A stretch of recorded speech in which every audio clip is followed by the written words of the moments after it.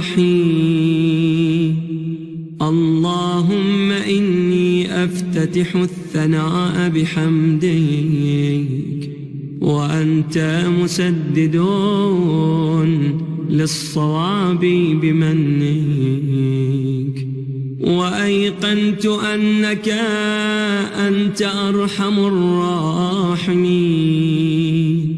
في موضع العفو والرحمة، وأشد المعاقبين في موضع النكال والنقمة، وأعظم المتجبرين في موضع الكبرياء والعظمة. اللهم أذنت لي في دعائك ومسألتك، فاسمع يا سميع مدحتي، وأجب يا رحيم دعوتي، وأقل يا غفور عثرتي. فكم يا إلهي من كربة قد فرجتها، وهموم قد كشفتها، وعثرة قد أقلتها، ورحمة قد نشرتها، وحلقة بلاء قد فككتها. الحمد لله الذي لم يتخذ صاحبة ولا ولدا، ولم يكن له شريك في الملك، ولم يكن له ولي من الذل، وكبره تكبيرا. الحمد لله بجميع محامده كلها، على جميع نعمه كلها. الحمد لله الذي لا مضاد له في ملكه، ولا منازع له في أمره. الحمد لله الذي لا شريك له في خلقه، ولا شبيه له في عظمته. الحمد لله الفاشي في الخلق أمره وحمده، الظاهر بالكرم مجده، الباسط بالجود يداه، الذي لا تنقص خزائنه، ولا تزيده كثرة العطاء إلا جودا وكرما. إنه هو العزيز الوهاب. اللهم إني أسألك قليلا من كثير، مع حاجة بي إليه عظيما، وغناك عنه قديم، وهو عندي كثير، وهو عليك سهل يسير. اللهم إن عفوك عن ذنبي، وتجاوزك عن خطيئتي، وصفحك عن ظلمي، وسترك على قبيح عملي، وحلمك عن كثير جرمي، عندما كان من خطئي وعمدي.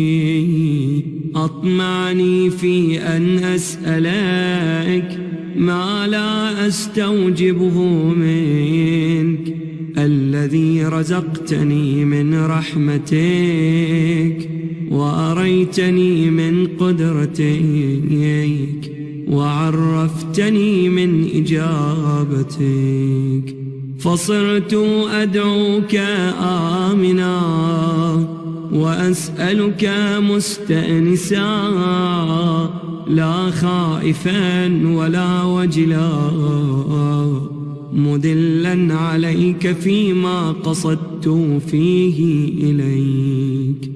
فإن أبطأ عني عتبت بجهلي عليك، ولعل الذي أبطأ عني هو خير لي لعلمك بعاقبة الأمور. فلم أر مولا كريما أصبر على عبد لئيم منك علي يا رب. إنك تدعوني فأولي عنك، وتتحبب إلي فأتبغض إليك، وتتودد إلي فلا أقبل منك، كأن لي التطول عليك، فلم يمنعك ذلك من الرحمة لي والإحسان إلي والتفضل علي بجودك وكرمك. فارحم عبدك الجاهل وجد عليه بفضل إحسانك، إنك جواد كريم. الحمد لله مالك الملك مجري الفلك مسخر الرياح فالق الإصباح ديان الدين رب العالمين. الحمد لله على حلمه بعد علمه، والحمد لله على عفوه بعد قدرته، والحمد لله على طول أناته في غضبه، وهو قادر على ما يريد. الحمد لله خالق الخلق باسط الرزق فالق الإصباح ذي الجلال والإكرام والفضل والإنعام، الذي بعد فلا يرى وقرب فشهد النجوى، تبارك وتعالى. الحمد لله الذي ليس له منازع يعادله، ولا شبيه يشاكله، ولا ظهير يعاضده. قهر بعزته الأعزاء وتواضع لعظمته العظماء، فبلغ بقدرته ما يشاء. الحمد لله الذي يجيبني حين أناديه، ويستر علي كل عورة وأنا أعصيه، ويعظم النعمة علي فلا أجازي.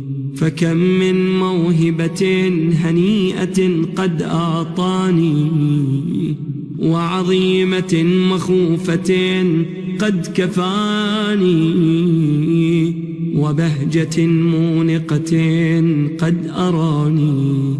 فأثني عليه حامدا وأذكره مسبحا. الحمد لله الذي لا يهتك حجابه، ولا يغلق بابه، ولا يرد سائله، ولا يخيب آمله.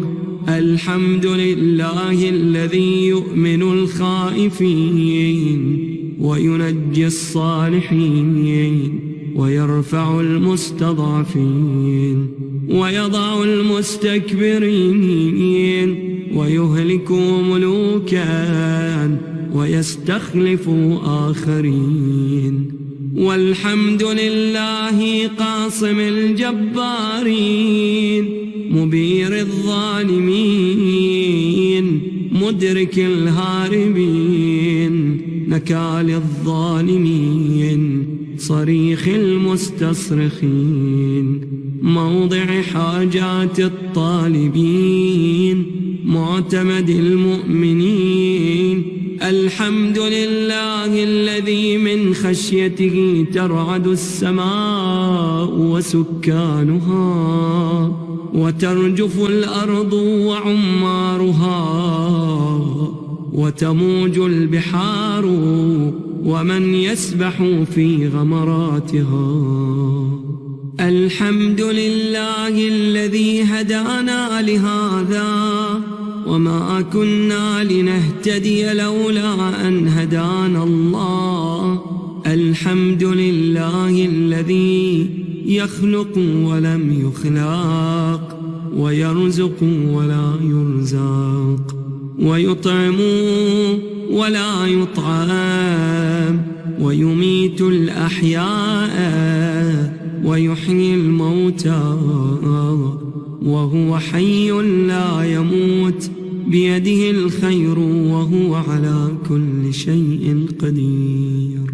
اللهم صل على محمد عبدك ورسولك وأمينك وصفيك وحبيبك وخيرتك من خلقك وحافظ سرك ومبلغ رسالاتك، أفضل وأحسن وأجمل وأكمل وأزكى وأنمى وأطيب وأطهر وأسنى، وأكثر ما صليت وباركت وترحمت وتحننت وسلمت على أحد من عبادك وأنبيائك ورسلك وصفوتك وأهل الكرامة عليك من خلقك.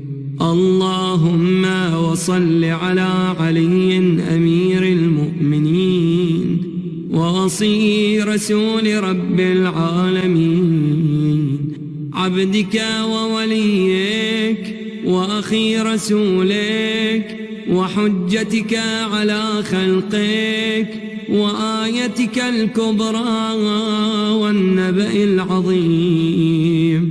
وصل على الصديقة الطاهرة فاطمة سيدة نساء العالمين، وصل على صبطي الرحمة وإمامي الهدى الحسن والحسين سيدي شباب أهل الجنة.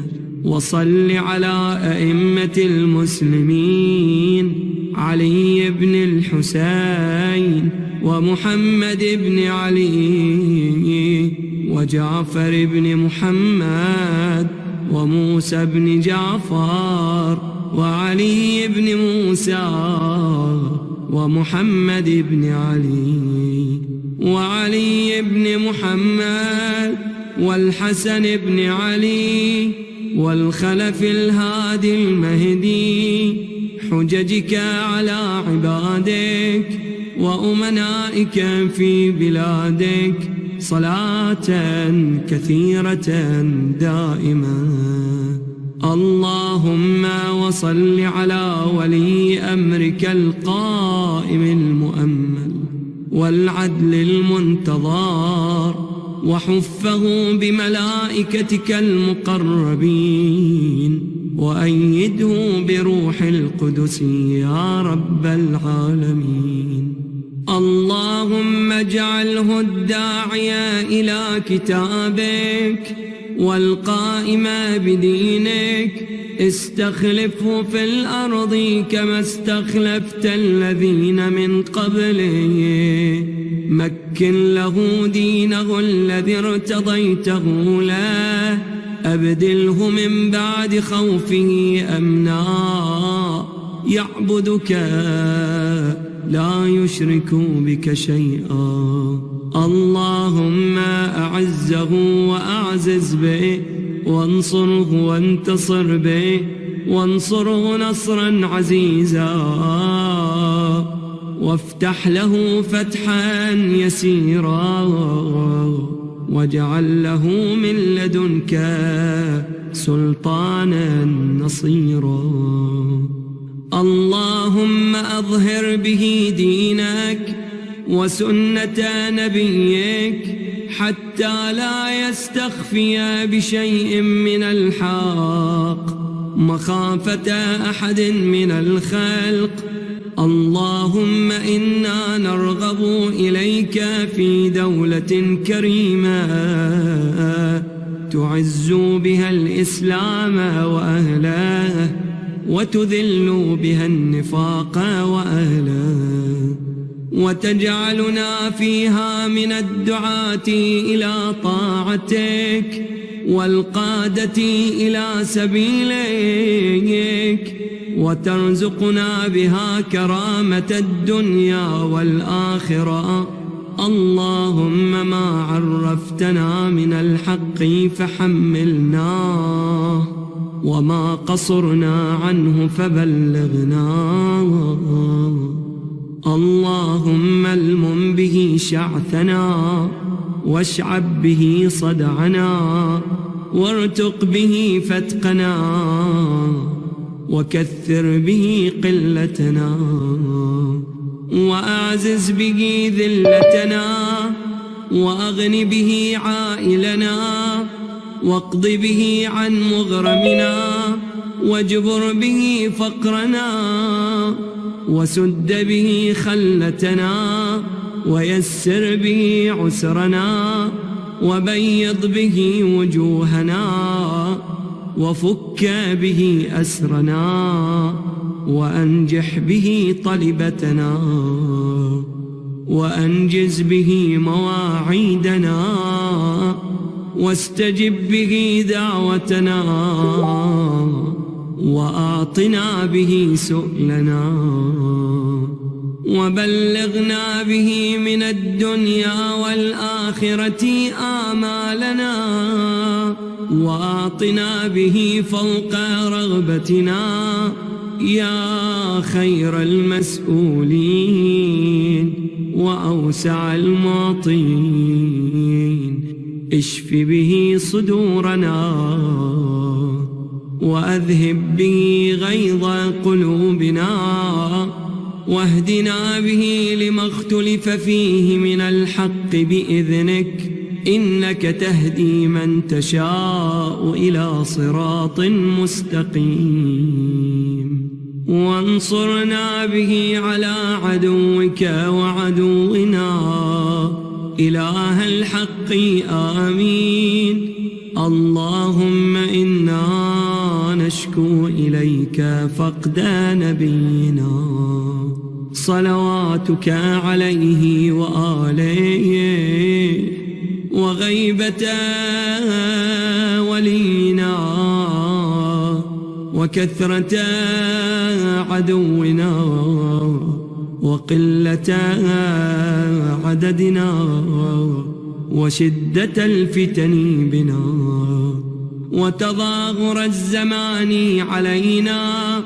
فصل على محمد وآله، وأعنا على ذلك بفتح منك تعجله، وبضر تكشفه، ونصر تعزه، وسلطان حق تظهره، ورحمة منك تجللناها،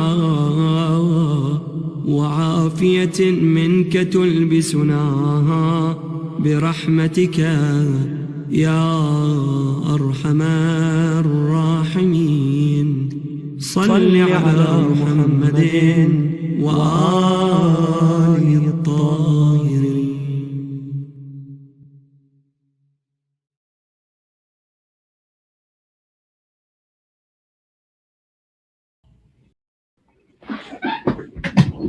Assalamu alaikum, everyone. Thank you for joining the Hussain Youth live stream for this year's Ramadan lecture with Sheikh Ahmad Bazzi.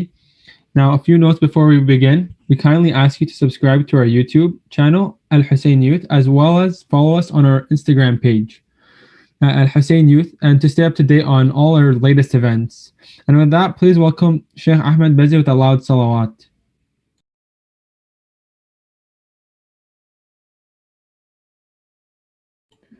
Sorry, Sheikh, now you're muted. Sorry, I always forget to turn it on. May Allah bless. Perfect.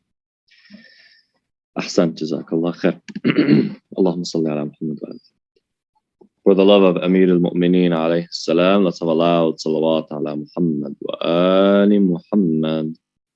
Allahumma salli ala Muhammad wa ali Muhammad.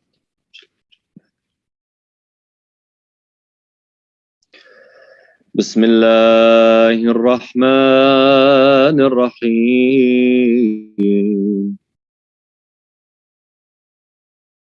Sallallahu alayka ya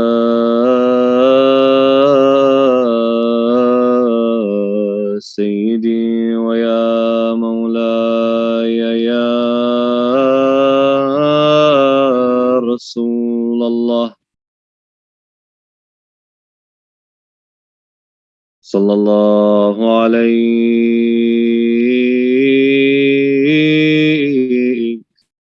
wa ala ahli baytika al-mazlumin. Sallallahu alayka ya Mawlaya وابن مولاي يا أمير المؤمنين يا علي بن أبي طالب. السلام عليك يا مولاي وابن مولاي ورحمة الله وبركاته.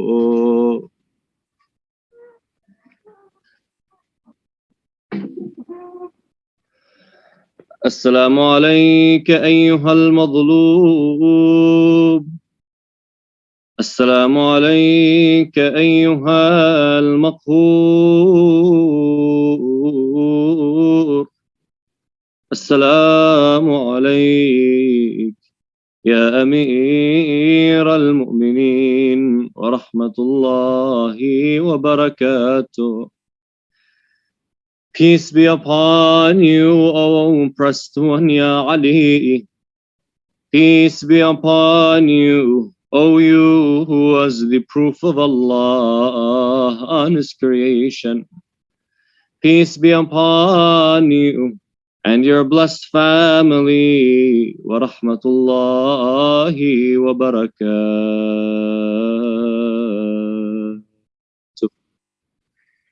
For the love of Amir al-Mu'mineen alayhi salam, let's have a loud salawat ala Muhammad wa ali Muhammad. Allahumma salli ala Muhammad. The second one for the love of Imam al-Hassan alayhi salam. Allahumma salli ala. And the last one for the love of Sahib al-Asri wa Zaman, the one who we are consoling today with your loudest voices. Allahumma salli ala Muhammad.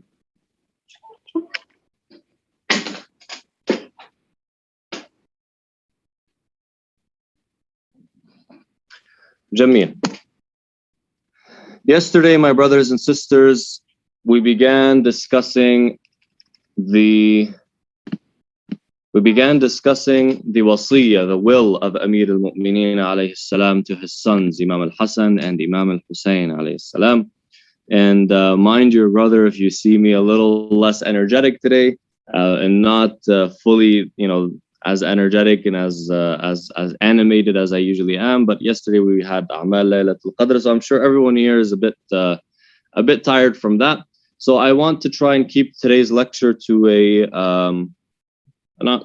not too long, and also the majlis, inshallah, it's not going to be as long as yesterday's majlis. So hopefully by around 7:25, 7:30, probably less than 7:30, we want to be done for today, inshallah ta'ala. So if you see that I'm not as animated today, please do forgive your brother. May Allah bless you. Sallallahu ala Muhammad wa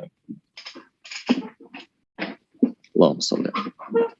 So yesterday, my brothers and sisters, we began speaking about the will of Amir al-Mu'mineen alayhi salam to his blessed sons, Imam al-Hassan and Imam al-Hussain. And we also said that in this will, Imam Ali alayhi salam spoke to us as Shi'as. And he says, where we will read today, inshallah, he says, وَمَنْ بَلَغَهُ كِتَابِي whoever this letter, whoever this will comes to and presented to, I'm speaking to them. O Shia, Ahmad, Zahra, Hassan, Ali, whoever you are, these words are for you. As for the words that he said specifically to his sons, I'm going to go over them very quickly so that we can refresh our minds a little bit. He says, Usikuma bi taqwallah. He says, I entrust you both to have taqwa. And what we said about taqwa was taqwa is a state of God awareness, being aware of Allah subhanahu wa ta'ala and fearing Allah ta'ala, not because Allah ta'ala is evil and he will oppress, but fearing our actions and what they will end up doing to us in Allah subhanahu wa ta'ala's presence, or what they will eventually lead us to when it comes to Allah subhanahu wa ta'ala's wrath. So we fear the wrath of Allah, not because he will oppress us with the wrath of Allah, but we fear what sins we have committed and how they will bring the wrath of Allah subhanahu wa ta'ala. But I believe the better way to explain taqwa would be God awareness. And we said being aware of Allah ta'ala ultimately pushes a person towards what's best, what's good, and keeps a person away from sin. The same way that if you're watching me 24/7, if I have my phone in front of me 24/7, I'd probably never take off the whole zay, and I'll be very formal, and I'd watch what I say and how I act, and even how I sit, how I drink, how I eat. Why? Because you're watching me, right? And when I'm being watched by someone, there's an element of formality that's there, where you think of things maybe twice or three times over before you do them. And so when Allah subhanahu wa ta'ala is that one that's constantly watching us, our actions are altered and tailored to what Allah ta'ala wants and what Allah subhanahu wa ta'ala is pleased with. وَأَنْ لَا تَبْغَيَا الدُّنْيَا وَإِنْ بَغَتْكُمَا. And don't desire the dunya. Don't run after the dunya. Don't strive for the dunya, even if it strives and comes to you. طيب, the first part we said, لا تبغي الدنيا. Don't desire, don't run after the dunya. Why? Because as Imam al-Sadiq or Imam al-Baqir alayhim as-salam says, or it's narrated that they have said, I believe it's Imam al-Sadiq, he says that the dunya is like the world, or the dunya is like the snake. The world is like the snake. It's beautiful in its colors, vibrant. When you look at it, you want to touch it. But if you come close to it, it will bite you. And a small bite from the dunya, just like the snake, can lead you to your demise.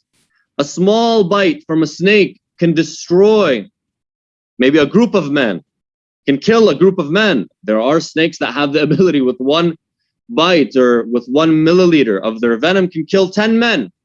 But that's just a one bite, and some even call it a sting. In Arabic we say a'asatul hayy. A'asa is like a sting. What's a sting compared to a bite? Yeah? So the sting of a snake can kill 10 men.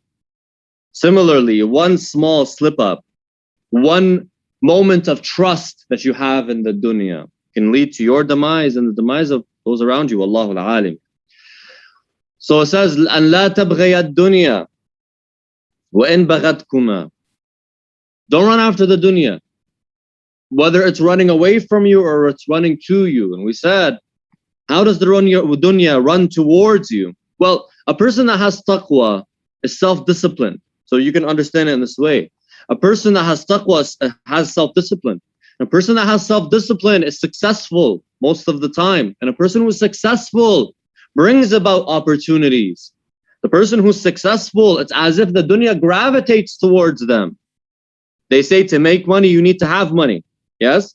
To be successful in a large scale, you have to have some sort of success. Yes, there are people that go from the ground up, but the ones that start from the ground up have one element of success, and that is self-discipline. A person that has taqwa has to have self-discipline because they discipline themselves from doing haram, and they discipline themselves to do wajib and mustahabbat and the things that they must be doing. So naturally, this person is going to gravitate towards success. And that's why our ulama, our scholars, some of them live the poorest of lives, poorest of lives. There was one sheikh, I'm not going to say his name. It is said that he was once walking in Najaf al-Ashraf, And he was one of the greatest of ulama. Yani, you know Sayyid Muhsin al-Hakim, for those that are maybe older, they know Sayyid Muhsin al-Hakim. He was at the same level of Sayyid Muhsin al-Hakim, and some ulama even said he was greater in knowledge than Sayyid Muhsin al-Hakim. This person was a sheikh. He was walking in Najaf once, and then a young Sayyid, he comes up to him and he gives him money, thinking that this sheikh was a homeless man, or he wanted to give him money. His friend stopped him. He said, do you know who this sheikh is? This is Sheikh al-Hilli. I'm not going to say his first name. This is Sheikh al-Hilli. This is one of the greatest of scholars. He was so humble, so abstinent, that the person looking at him thought he was homeless. Thought he had nothing. Yet, you found that these same ulama, they had not just students, not just people, they had an entire nation forming around them. They had the dunya coming towards them from every single direction. Don't run after the dunya, even if it runs after you. Jameel. That's what we said yesterday. وَلَا تَأْسَفَا عَلَى شَيْءٍ مِّنْهَا زُوِيَ عَنْكُمَا. And don't become distraught, disturbed, annoyed by something of the dunya that was taken away from you, that was put aside, taken out of your path, essentially. زُوِيَ عَنْكُمَا, sort of like taken out of your path. So essentially taken away from you. An opportunity that you saw coming that was not given to you. A man or a woman that you wanted to marry that is not from your nasib. It's not, they weren't for you. Or you had them, but somebody took them away from you, or the circumstances took them away from you, took an opportunity away from you. You lost your job. The trials and tribulations and the hardships, don't let them bring you down. For Allah subhanahu wa ta'ala tries us, my brothers and sisters, puts us through hardship, sometimes to punish us for the sins that we've committed, and that's a mercy. Let me get punished now, not punished later. Sometimes Allah ta'ala does it to elevate our levels, takes away something from us, to elevate us. Sometimes it's a lesson. It's a lesson for us to learn from, others to learn from us, and sometimes it's for our greater good. Sometimes it's for our greater good that Allah subhanahu wa ta'ala takes away something that we've been yearning for, striving for. The dunya, the world, if we are connected to it, holding on to it constantly, putting our hopes in it constantly, it will dash our hopes. It's going to dash your hopes. So the Imam alayhi salam is saying, don't put your hope in it. Don't even feel annoyed when something is taken away from you, because this is the way it works in this world. هذا ديدن الحياة. This is the way life works. This is the protocol in life where things are going to be taken away from you. Don't put your hope in it. Don't give value to it, because your hopes are going to be dashed. Ultimately, they'll be dashed. And then he says, وَقُولَا بِالْحَقِّ وَعْمَلَا لِلْأَجْرِ. Speak the truth and do, act. Do what you need to do to arrive, to achieve the reward of Allah subhanahu wa ta'ala. Jameel. And then he says, this is new. This is for us today. وَكُونَا لِلظَّالِمِ خَصْمًا وَلِلْمَظْلُومِ عَوْنًا. He says, and I need you to be two things. Oh Hassan, oh Hussain, I need you to be two things. Number one, لِلظَّالِمِ خَصْمًا. For the oppressor, be an enemy. وَلِلْمَظْلُومِ عَوْنًا. And for the oppressed, be that person that supports them. Be the supporter. So in front of the zalim, in front of the oppressor, be a khasm, be an enemy. In front of the mazloom, the oppressed, be a supporter. Jameel. When we analyze these words, we find that the Imam alayhi salam, he says the words al-zalim and he says the words al-mazloom without what we call a qaid. Without a qaid. طيب. What does qaid mean? Without a limiting factor, without a limit of some sort. Meaning, anyone who was a zalim and anyone who was a mazloom, anyone who was an oppressor and anyone who was an oppressed person, these words apply to them.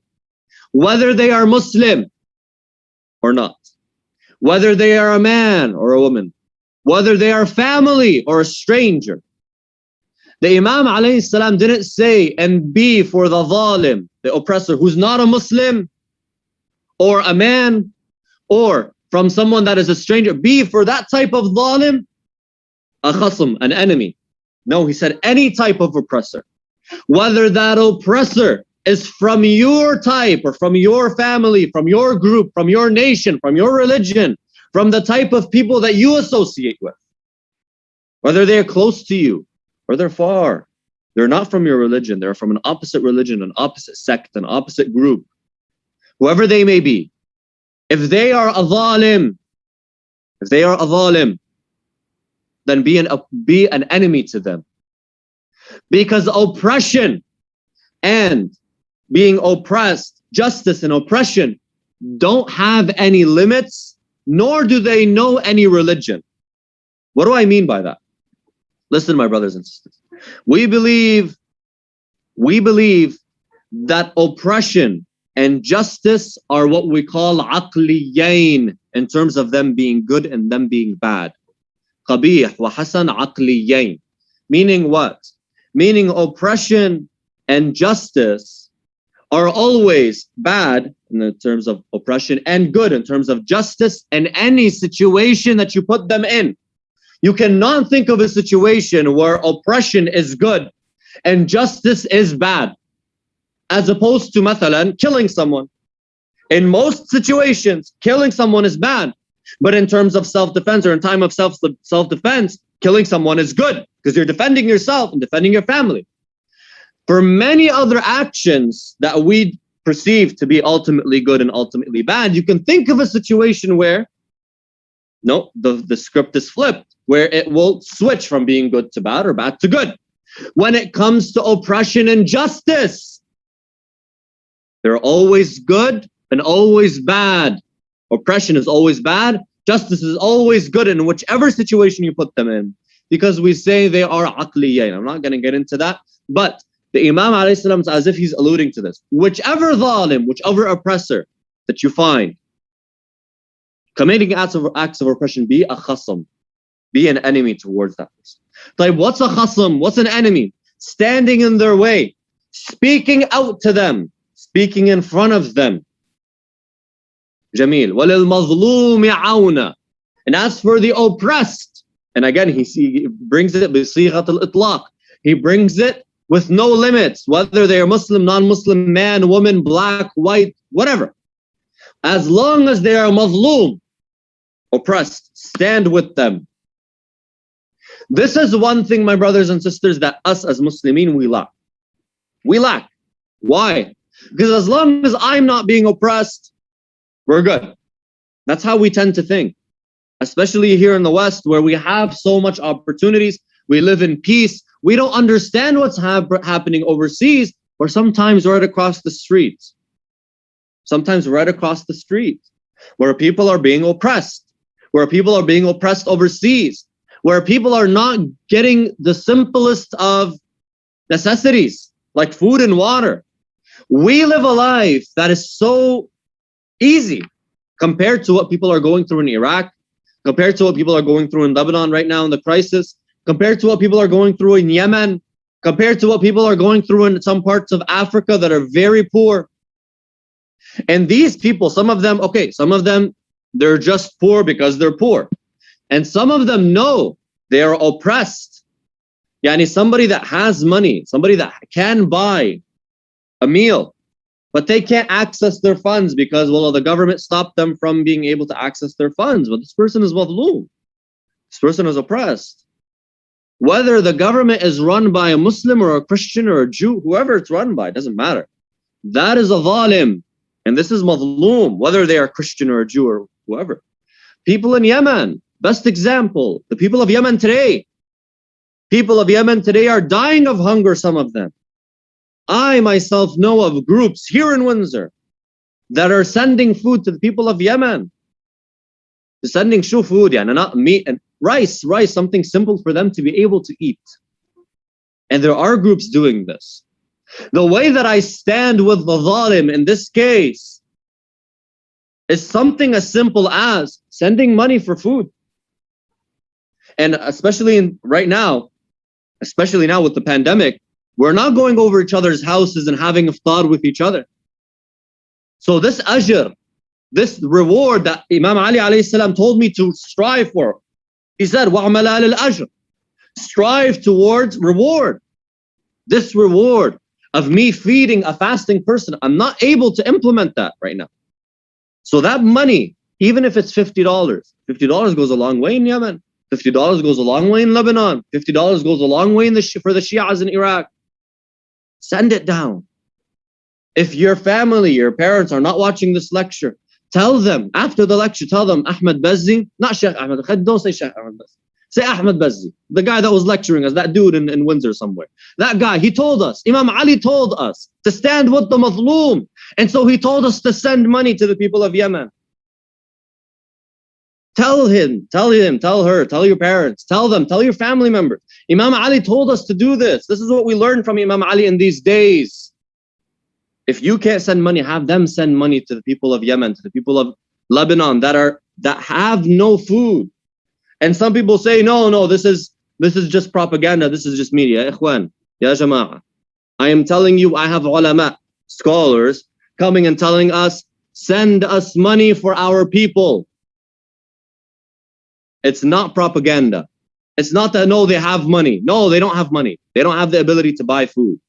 I'm telling you because I have scholars coming and telling us, ya jama'ah, ya ikhwan, we are in a crisis. Our people they might start begging. Shia, a person named Ali. Imagine a person named Ali in the nights of Amir al-Mu'mineen begging for food to feed his family. Because he lost his job, he can't access his money in the bank, and he has nothing to feed his family. Be a supporter for the mazloom, the one whose money was taken away from him, whose livelihood was taken away from him because of millionaires and billionaires that want to benefit from this crisis and these different crises. Jamil.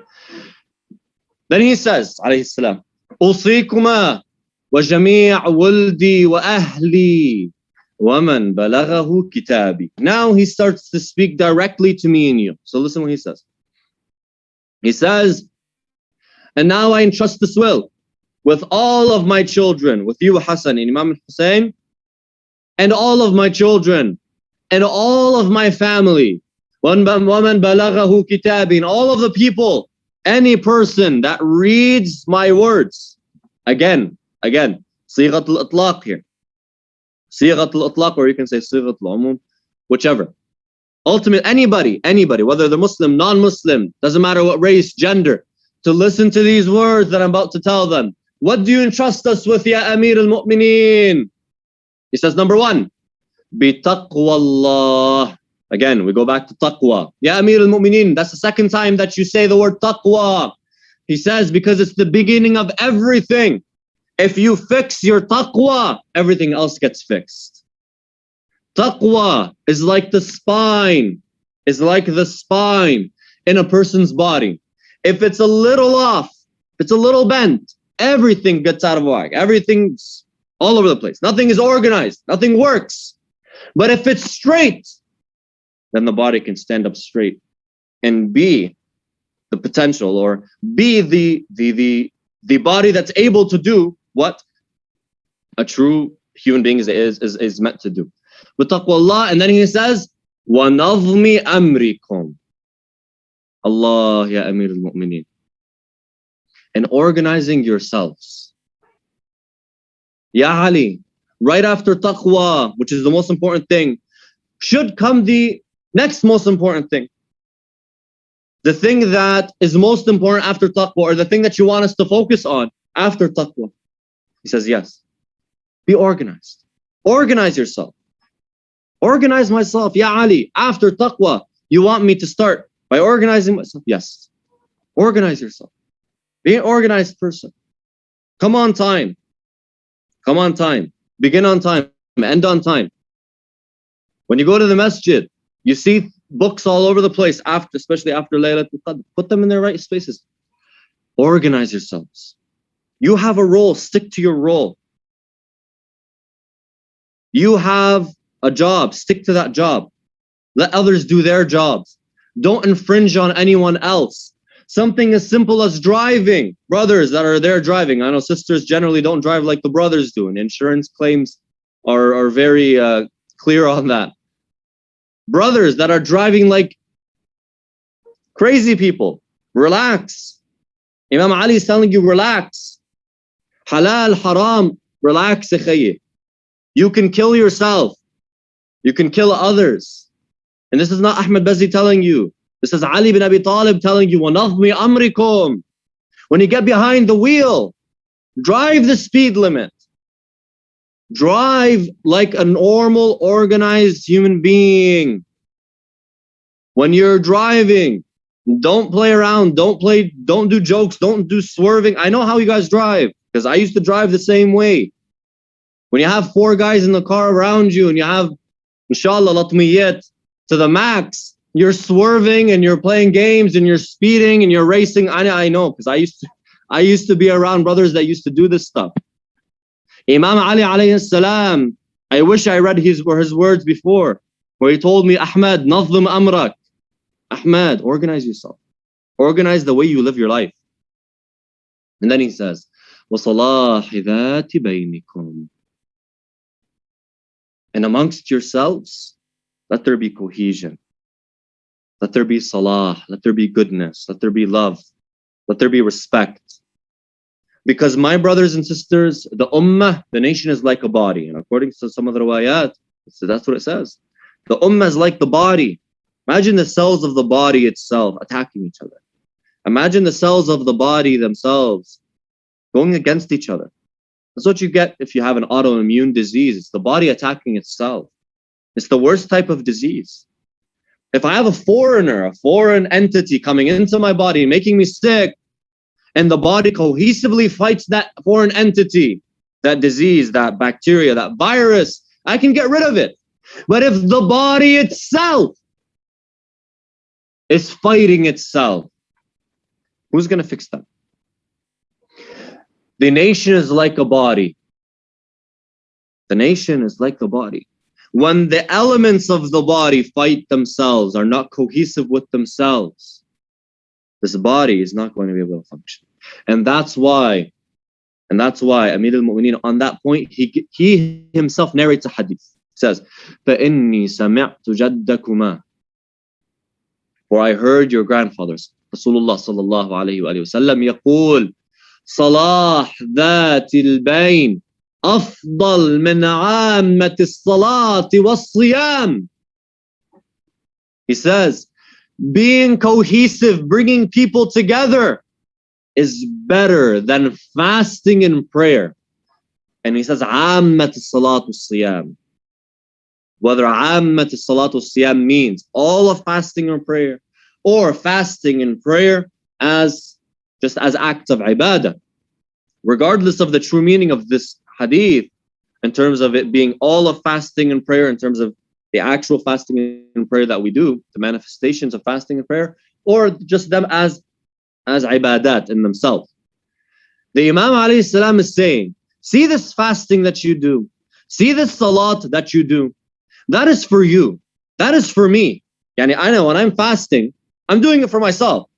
When you're praying, you're doing it for yourself. When I'm praying, I'm doing it for myself. I'm not thinking of you while I'm praying. I'm not helping you while I'm praying. It's as if the Imam alayhi salam says, these actions of ibadah that you're doing for yourself, they're not more valuable, they're not more important, they're not more crucial than building a cohesive religious society. Because fasting and praying, the goal is for my self-betterment, for me to become better. And if everyone in the society becomes better, then the society as a whole becomes better. So it seems like fasting and praying is for society to become better as a whole, not for me to become better as an individual. And that's why Allah subhanahu wa ta'ala in the Quran, what does he say? He says, Allah will not change what is in a nation until they change what's in themselves. What's in themselves. I'm praying, I'm fasting, but I'm going and speaking behind my brother or sister's back and causing fitna, causing conflict in the society, in the community. What's the point? What's the point of all of that? Not to say that I should stop if I'm talking ill of my brothers and sisters. No, stop talking ill of my brothers and sisters. Stop causing fitna. Stop causing issues. Stop trying to break up relationships. Stop trying to get between a husband and his wife. Stop trying to get between friends. Stop trying to bring people closer by pushing others away. Stop trying. And please listen, this is very important, this last one. Stop trying to bring others down so you or me can feel better about ourselves. Because that speaks about the insecurities that we have. But most people do this, where they do ghiba, namima, they speak ill of each other, not because they even care about what's being spoken about, but because they want to feel better about themselves because they're insecure. Next time you find a brother or a sister speaking ill of someone else, then know they are insecure. Understand they are insecure about themselves. If you, I'm going to be very straightforward and some of you are not going to like this, but I'm going to say it. If you are someone who speaks ill of someone else, causes fitna, causes conflict, then know that you are insecure, that you have an issue. Look in the mirror. You are the problem. You are the issue. You are insecure. If I, Ahmad Bazzi, speaks about people behind their backs, speaks ill of them, causes conflict, causes people to lose relationships and family members, and causes problems between the entities of society, then know that I am the disease.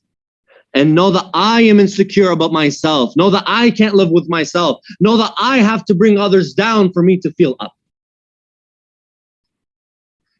I can fast, I can pray, I can lecture all I want. But if I'm destroying relationships outside of the mosque, we're in the mosque, outside of my household or in my household, then I am the problem.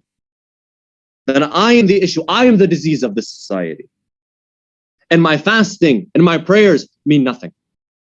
Mean nothing. For there are riwayat that speak of those that fast and pray. None of them are accepted. Why? Because they don't have husnul khuluq. They don't have the ability to stop speaking about others. They don't have control over their tongues. All of these things are not accepted. They mean nothing in the way of Allah subhanahu wa ta'ala. And Allah ta'ala speaks of those in the Quran where He says, in the Holy Quran, He says, there are those that think they are doing good. Walakin, but their actions mean nothing. Their actions mean nothing in the eyes of God. I believe that the ayah, ألا أخبركم الأخسرين أعمالا الذين حبط أعمالهم في الحياة الدنيا وهم يحسبون أنهم يحسنون صنعا. Do you want me to tell you of those, of the people that have lost in the dunya? They are those that whose actions mean nothing, and whatever they built has fallen to the ground, and they think they are doing good. Those are the losers in the dunya. Imam Ali alayhi salam says, Salah that al-bayn, bringing people together, is better than fasting and praying. Wallahu al-alim, because fasting and praying helps me or you individually, separate from each other. But bringing people together is what fasting and praying ultimately is supposed to do, to fix the nation as a whole, to bring the nation together as a whole. Jameel. This is what Amir al-Mu'mineen alayhi salam said, and much more than this. But this is what Amir al-Mu'mineen alayhi salam had to say in his final moments to his blessed family. And we will continue on tomorrow, inshaAllah ta'ala, with the words of Amir al-Mu'mineen. And I can speak to you about historical issues, about aqa'id, theology. I can speak to you about issues of that nature. But these words that Imam Ali alayhi salam is saying is what we need in today's society. Because there's a lot of people talking about history. And there's a lot of people talking about theology. There's a lot of people talking about jurisprudence and all these other things, and they're great. May Allah bless them all. But these are the things that we need in our communities, because it seems like a lot of people know about aqa'id.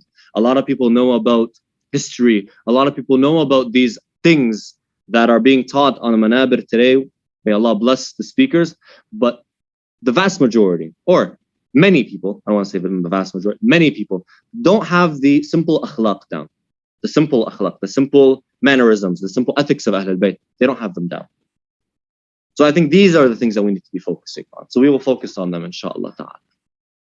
Naam, tonight, my brothers and sisters, it's as if Amir al-Mu'mineen is sitting with his family members, or rather, laying down amongst his family members, with his head tied and blood showing through or seeping through the bandages, speaking to his family, entrusting them to Allah, entrusting them to do taqwa, ordering them, commanding them to follow in the path of Allah subhanahu wa ta'ala. Naam, Amir al-Mu'mineen tonight, my brothers and sisters, is thinking of what to say, how to say it, what message to convey. But there's also someone else on Imam Ali alayhi salam's mind. There's someone else that Amir al-Mu'mineen is thinking about, my brothers and sisters. And that's any father that's about to pass from this world who would be thinking about this individual specifically, because there's a connection between the father and the daughter. Yes, there's a special connection. Yes, he's speaking about, or thinking about rather, Sayyidah Zainab alayhi salam. And we said yesterday, Amir al-Mu'mineen alayhi salam, before he even walked into the house after he was hit, before he was brought into the house, we said he told those around him to put him down. He said to them, put me down and let me walk. He was asked, why, Amir al-Mu'mineen? He said, as the blood flowed from his head, I fear that my daughter Zainab sees me like this and her heart breaks. I say, Ya Amir al-Mu'mineen, you were fearful of the heart. You were scared for the heart of Zainab. What if you saw what was done to Sayyidah Zainab after you passed, Ya Amir al-Mu'mineen? What would happen to you, Ya Ali, if you saw her run from tent to tent, after you would walk in front of her through the streets of Kufa, protecting her? What would you do if you saw her walking through the deserts alone, tripping over body parts of men that were killed on the battlefield? When just before you died, Ya Ali, Zainab would walk with you, and you wouldn't let anyone come near her, let alone allow her to trip over anything, Ya Ali. What would you do if you saw her alone on the 11th of Muharram, after the death of all of the men, Abu al-Fadl al-Abbas, Amir al-Mu'mineen's son, Imam al-Hussain, Ali al-Akbar, and all of the other men? What would you do, Ya Ali, if you saw her alone in that tent, after she was never left alone as long as you were alive? What would you do, Ya Ali, if you saw her as she walked in the streets of Kufa, not in the streets that you yourself built, rather the streets that were now under the control of Ubaydullah ibn Ziyad? What would you do if you saw her speaking to the head of Imam al-Hussain on a long spear, as she says to him, Ya hilalan lama istatamma kamala, ghalahu khasfahu, ghalahu khasfuhu fa'abda ghuruba. She speaks to the head of Imam al-Hussain. She says to him, O moon, O moon that shines brightly in the sky, what happened to you? I see that you're not yourself anymore. ما توهمت يا شقيق فؤادي كان هذا مقدرا مكتوبا. I would have never thought, oh son of my father, Ya Hussain, that this was what was going to happen to us. What would happen to you, Ya Amir al-Mu'mineen, when you know that Abu al-Fadl al-Abbas, the one you entrusted with Zainab, the one you entrusted for Zainab, was killed by the Euphrates River thirsty. Na'am, it said that Imam Ali, just before he died, he spoke to Sayyida Zainab along with all of the family. She said to him, Ya Ali, oh father, maybe I need to travel one day. Is there anyone that you can give me, or is there anyone that you can put beside me? Is there anyone that you can entrust me to, Ya Ali?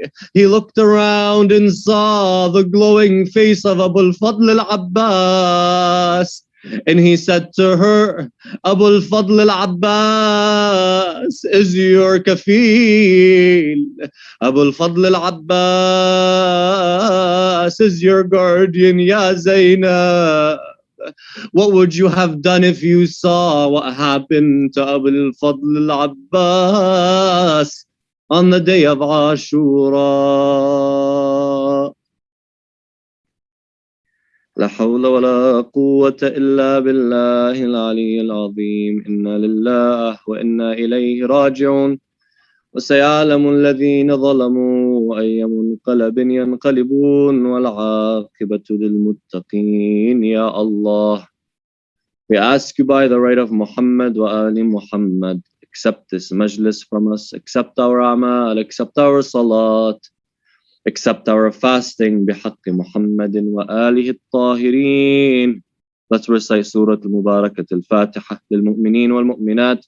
Before it, aloud salawat ala Muhammadin wa ali Muhammad. Allahumma salli ala Muhammadin wa ali.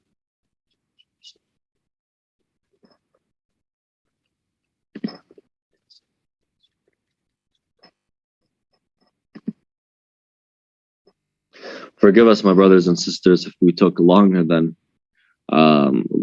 we initially desired, but because the majlis at the very end takes a bit of time, and I guess we were deep into the discussion, so forgive me if I took longer than I intentionally intended in the beginning. May Allah bless you and accept your Ahmad. Thank you, Sheikh Ahmad. Thank you, Sheikh Ahmad Bazzi, for enlightening us, and thank you to everyone for listening and being a part of this live stream. Don't forget to follow us on Instagram and subscribe to us on YouTube. And there's finally a reminder to everyone to join this live stream at 6:40 p.m. tomorrow, where we'll have a dua iftitah. And with that, we look forward to seeing you all tomorrow in tomorrow's session. Thank you. Wassalam.